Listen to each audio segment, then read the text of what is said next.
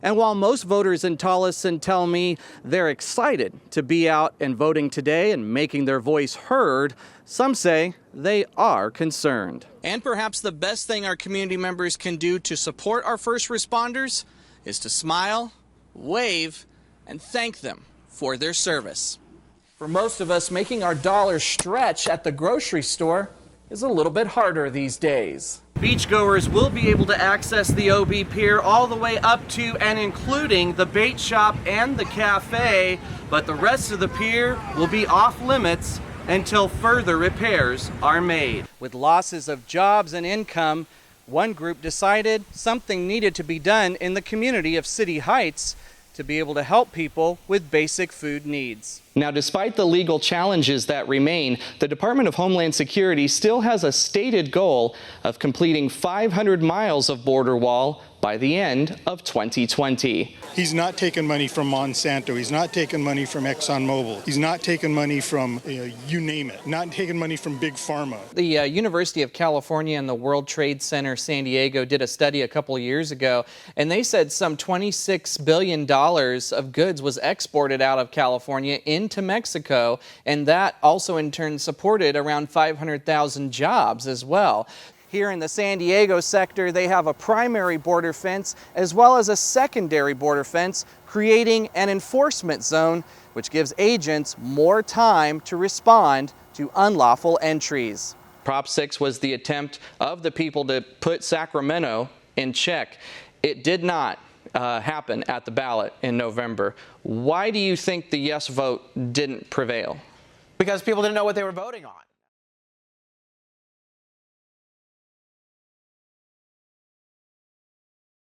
I'm actually very excited. It's my first time voting, so I felt like it was an important election to participate in. Phoenix resident Anna Pinellas is one of many voters who stood in line to cast their ballot at the Tolleson Civic Center.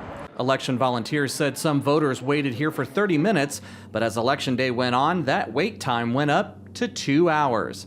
Von Trail Valentine of Tolleson said the wait didn't matter. If you can vote, go vote. A lot of people can't, so you gotta take advantage.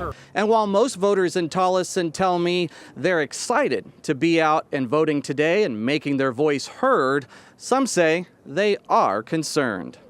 Personally, I don't see how is it such a close race? It's crazy, right? It just seems like it's one of those things that's supposed to be a little bit towards one side, a little easier, you know what I mean? And for voters like Mike Anderson of Glendale, it's about doing your civic duty. This is your opportunity to do something for the country, whether you're Democrat or Republican. Overall, voters said they were optimistic and looking forward to the results of the election. In the West Valley, Eddie McCoven, Cronkite News. The brave women and men behind the badge are some of the toughest people in our community, but their work involves showing up to and responding to some of the most tragic incidents. Our first responders have to see and hear things that the average person hopefully never has to see or hear about. Sergeant Franklin says they take mental health seriously, providing programs through the city and other organizations that officers can take advantage of. The police department, the city, the fire department, I mean, we're all coming together to try to take care of ourselves, and I think it's helping a lot and improving at least our lifestyle.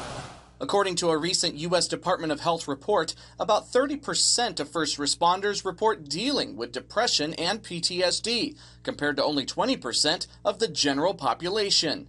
The FBI says 32 police officers have committed suicide in the U.S. last year, but Al Eskenazi, founder of the Community Police Relations Foundation, says that statistic does not represent all departments across the nation. Prior years, you had 200 or 300 officers committing suicide or attempting to. He says the rise in mistrust of police has been a contributing factor to the mental health issues for officers and their families. For fire and ambulance service, a report by the National Institute of Health says 69% of emergency medical service workers aren't given enough recovery time after responding to traumatic incidents. You know, in the military, if you're in special forces and the mission goes sideways, they like to give you 72 hours for the brain to adjust. Law enforcement, EMTs, firefighters don't get that. Yuma Fire Captain Dennis Gassrow says while there are times where firefighters and EMTs respond to one traumatic incident after another, they do have a built-in support system. We have members, including myself, within the department that have been trained, not as clinicians, but we do show up and we offer support for our members shortly after those incidents happen, and we follow up with them to make sure that they're able to build resiliency and again, get back on the rigs and do the job we're expected to do. And perhaps the best thing our community members can do to support our first responders is to smile, wave, and thank them for their service. In Yuma, Eddie McCoven, News 11. After nearly 6 months, the Ocean Beach Pier is finally back open, just in time for Memorial Day, the unofficial start of summer. We're very blessed that the pier's open again. Thank God. I've been waiting for this day, Despite the May gray skies, San Diegans and visitors alike came out to enjoy the partially reopened pier. I love it, dude. Yesterday I was here. I mean, it's kind of a shame that I can't go all the way down to the end. Beachgoers will be able to access the OB Pier all the way up to and including the bait shop and the cafe, but the rest of the pier will be off limits until further repairs are made. As anything past this fence underneath is structurally unsafe. There are several pillars that have been surveyed and found to be significantly compromised.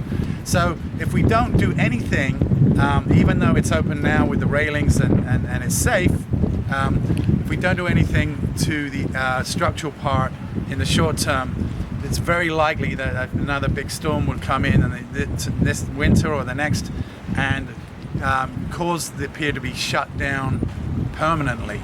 More money is needed to make additional repairs to the pier. Another option on the table, tear it down and build a new one. I don't think they should tear the pier down or anything like that. I understand the safety concerns, but you know what? There'll be a lot of disappointed people, not just in Ocean Beach right here, but in the county and the state. And I mean, you got people coming from everywhere. But for now, people can enjoy this iconic spot on San Diego's waterfront, a much-needed respite from the stress of the pandemic. In Ocean Beach, Eddie McCoven, Kogo News.